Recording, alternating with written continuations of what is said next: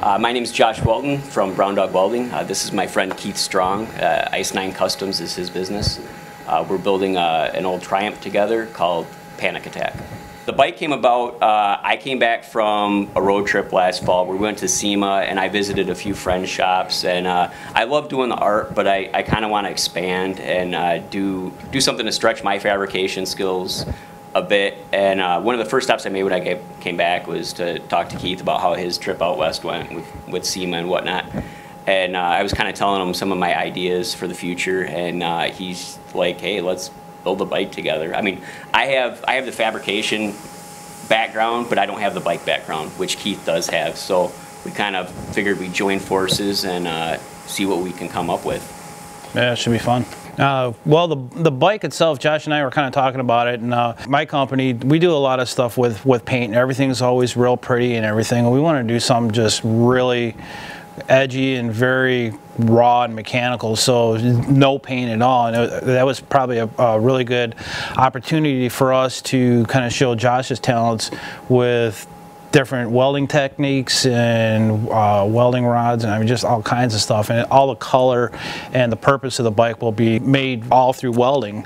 The bike itself is going to be kind of like a hybrid hot rod type bike, not specific to one genre of motorcycles. It's not a board track bike, it's not a cafe bike, it's just kind of an eclectic collection of everything we wanted to put into just one piece. It's just going to be a cool bike. Like, I didn't want to get into labeling it one thing or another. Right. When we first started, actually, we were going to make like a board track racer, and then you start looking at all these guys who build bikes, and they're like, yeah, this was board track inspired, and you're looking at it, and you're like, no, it's not. Like, it's got full fenders and front disc brakes, and the frame isn't right, and I didn't want to get into that. I didn't want to limit myself, because if I was going to do that, I would want to make it accurate. I would want to make it so that it really represented what you were modeling it after. So I was talking to him, and with the parts we had, it would have been like fitting a square peg into a round hole. So Keith's like, let's just make something cool, you know? So that's the end goal.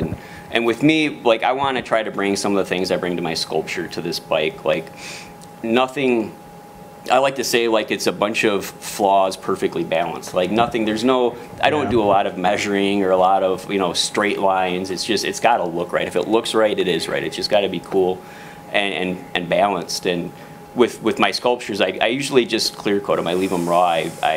I take the metal, I let the metal and the heat and the different textures and colors from the fillers, or the, you know, the galvanized or the stainless or the aluminum or whatever, kind of give it the character as opposed to painting it. So that's kind of the goal for this bike.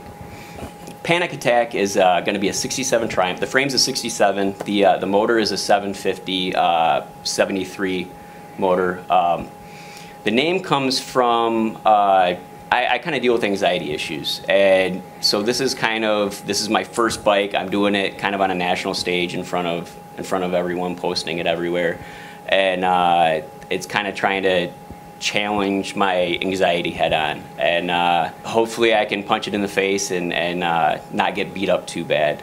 With me, I mean, I've never built a bike before. I'd never ridden a bike before, and I'm doing it and putting it out in front of everyone to see. So it kind of seemed like a natural fit.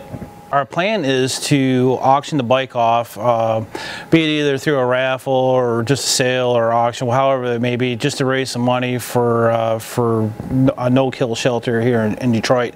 Josh and I and our families, both of our wives are huge into dogs. That's really the plan, is to have a little bit of fun working on some things together, and then also take the fruits of our labor and donate it back to a charity, do some cool stuff with it.